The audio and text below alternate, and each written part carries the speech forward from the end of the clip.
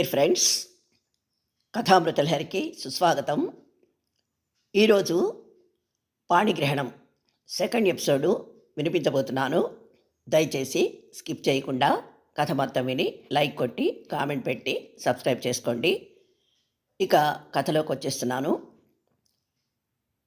వంట మనిషి ఆయా ఇద్దరు ఒకేసారి కూడబలుకున్నట్లు జీతం డబ్బులు చేతిలో పడగానే వాళ్ళ ఆయనకు ఆరోగ్యం బాగలేదని ఒకరు, కూతురు పుట్టింటికి వచ్చిందని మరొకరు ఏవేవో సాకులు చెప్పి రేపటి నుంచి పనిలోకి రావడం కుదరదు, వేరే వాళ్ళని చూసుకోమని వెళ్ళిపోయారండి.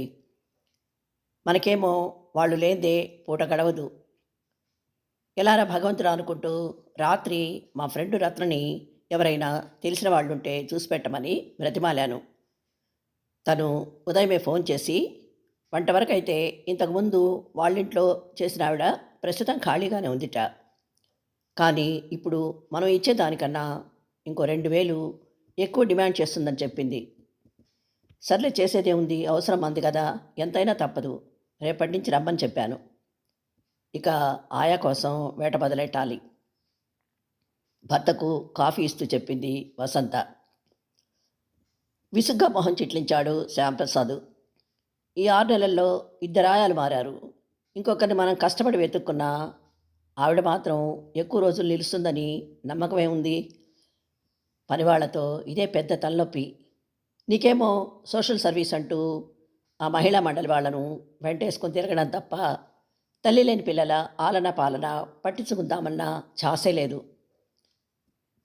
భర్త చిరాకు చూసి వసంత ఇంత మొహం చేసుకుని, మీ తమ్ముడి పిల్లలంటే మరి మీ అంత కాకపోయినా నాకు అంతో ఎంతో ప్రేమ ఉంది బాబు, కానీ ఏం చేయను, మా పుట్టింట్లో నౌకర్లు చాకర్లు ఉండటం వల్ల నాకు ఇంటి పనులు అస్సలు అలవాటు కాలేదు. పైగా సర్పంచ్ గారి కూతుర్ని కదా, సమాజానికి ఏదో చెయ్యాలన్న కోరిక ఆరాటం నా జీన్స్లోనే ఉన్నాయి. మీరెంత ఎగతాళి చేసినా మానుకోవడం నా వల్ల కావడం లేదు. అసలు అంత అవసరం మాత్రం ఏముందని? రేపటి నుంచి కొత్త వంట మనిషి వస్తుంది కదా, మరో ఆయా దొరికే వరకు వంట పనితో పాటు పిల్లల్ని చూసుకోమని చెబుదాం. జీతం కొంచెం ఎక్కువ ఇస్తామంటే ఆవిడే ఒప్పుకుంటుంది. మీరు మరీ అంత టెన్షన్ పడాల్సిన అవసరం ఏం లేదు.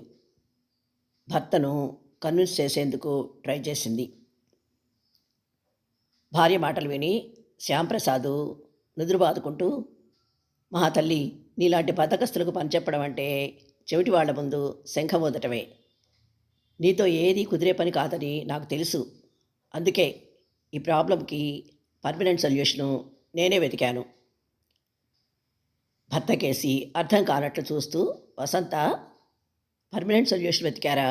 ఏంటది? ఆసక్తిగా అడిగింది.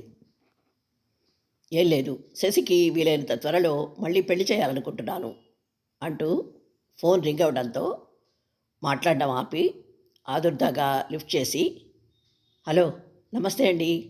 అవునా, మంచి శుభవార్త చెప్పారు, చాలా సంతోషం అండి. అయ్యో, పెద్దవారు, మీ నాన్నగారు చెప్పాక ఇక మేం చూసుకునేదే ఉంది. అలాగే, ఆదివారం తప్పకుండా వస్తాం. ఓకే, థ్యాంక్స్ అండి, ఉంటాను అనేసి కాల్ కట్ చేశాడు. భర్త మొహంలో చాలా రోజుల తర్వాత కనిపించిన సంతోషాన్ని ఆశ్చర్యంగా చూసింది వసంత. ఎవరండి ఫోన్ చేసింది? తప్పకుండా వస్తామని అంత హుషారుగా చెబుతున్నారు, ఎక్కడికేంటి? శ్యాంప్రసాద్ భార్య కేసి ఉత్సాహంగా చూశాడు. ఇప్పుడే కదా చెప్పాను, శశికి సంబంధాలు చూస్తున్నానని. వెతకపోయిన తీగ కాలికి తగిలినట్లు అనుకోకుండా నిన్న సాయంత్రం ఆఫీసు నుంచి కారులో వస్తుండగా దారిలో ఒక అమ్మాయి తారసపడింది. హాస్పిటల్ నుంచి తిరిగి వస్తుండగా ఆటో ట్రబుల్ ఇవ్వడంతో ఆమె తల్లి తండ్రి ఏదో అనారోగ్యంతో నడవలేక ఇబ్బంది పడడం చూసి లిఫ్ట్ ఇచ్చాను. తిరిగి వచ్చేస్తుంటే లోపలికి రమ్మని బలవంతం చేసి మంచి కాఫీ ఇచ్చి చాలా మర్యాద చేశారు. చూస్తుంటే చాలా డీసెంట్ ఫ్యామిలీలా అనిపించింది. పాపం వాళ్ళమ్మ కూతురి పెళ్లి చేయలేని పరిస్థితిలో ఉన్నామని నాతో చెప్పుకొని బాధపడుతుంటే నేను ఊరుకోలేక శశి విషయం కదిలించి ఉన్న విషయం చెప్పి మీకు అభ్యంతరం లేకపోతే ఫోన్ చేయమని నంబర్ ఇచ్చి వచ్చేశాను. ఇప్పుడు ఫోన్ చేసింది వాళ్ళ పెద్ద కూతురే. పాపం ఈ మధ్యే భర్త చనిపోతే ఏదో చిన్న ఉద్యోగం చేస్తూ పుట్టింట్లోనే అమ్మా నాన్నలకు సపోర్టుగా ఉంటోందిట. చెల్లెలు మన సంబంధం ఇష్టపడిందని ఎల్లుండి మంచి రోజు పెళ్లి చూపులకు రమ్మని చెప్పింది. అది సంగతి. నువ్వు ఆ రోజు ఎలాంటి ప్రోగ్రామ్స్ పెట్టుకోకు. నేను శశిని ఎలాగోలా కన్విన్స్ చేసి ఒప్పిస్తాను. అమ్మాయిని చూడ్డానికి వెళ్దాం. భర్త మాటలు వినగానే వసంత పెదవి విరుస్తూ, ఏంటో మీ పిచ్చి గాని, ఎంత పేదింటి పిల్లయితే మాత్రం పిండి బొమ్మైనా పెళ్లిపీట మీద కూర్చోబెడితే ఇంటి పెత్తనం నాదేనని ఎగిరెగిరి పడుతుందన్నట్లు ఇప్పుడు మీ కళ్ళకు మెత్తగా మేకపిల్లలా కనిపించినా రేపు ఆ మూడు ముళ్ళు పడి అత్తారింట్లో అడుగు పెట్టాక కానీ ఆవిడ అసలు రంగు బయటపడదు. ఆస్తి అంతస్తు అందమైన భర్త తన సొంతం అనుకుంటుందే తప్ప పిల్లలకు తల్లి కాగలదా ఏంటి? ఏమో బాబు, నాకైతే అస్సలు నమ్మకం లేదు. అంతకంటే ఒక రకంగా ఆయాలే నయం. ఏదైనా తేడా వస్తే గట్టిగా నిలదీస్తాం, నచ్చకపోతే పనిలోంచి తీసేస్తాం.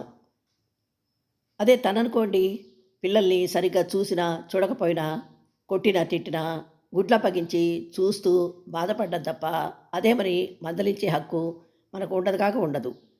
ఇంతటి భాగ్యానికి ఎందుకండి ఎవరో ముక్కు మొహం తెలియని అనాభగ్రాల్ని నెత్తికెక్కించి వాళ్ళని అవస్థ పెట్టడం. పైగా శశికి సంధ్య అంటే ఎంత ప్రేమో మీకు తెలుసు కదా. ఆమె స్థానాన్ని మరొకరికి ఇచ్చేందుకు అతగాడు ససేమిరా ఇష్టపడ్డు. మీది వృధా ప్రయాస అంటూ నీరుగార్చే ప్రయత్నం చేసింది.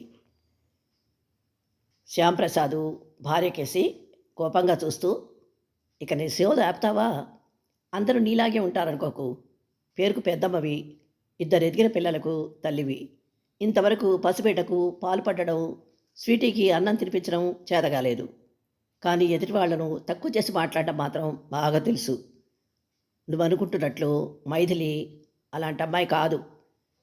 చూడగానే భూదేవంత ఓర్పు కలదారులా అనిపించింది. దేవుడి దయవల్ల శశి పెళ్ళికి ఒప్పుకొని తను ఈ ఇంట్లో అడుగు పెట్టాలే కానీ నా తమ్ముణ్ణి పిల్లల్ని కంటికి రెప్పలా చూసుకోవడమే కాదు, నువ్వు ఇల్లు పట్టకుండా రోడ్లు పట్టుకుని తిరిగినా బాధ్యతగా అన్నీ చూసుకుంటుందన్న నమ్మకం నాకుంది.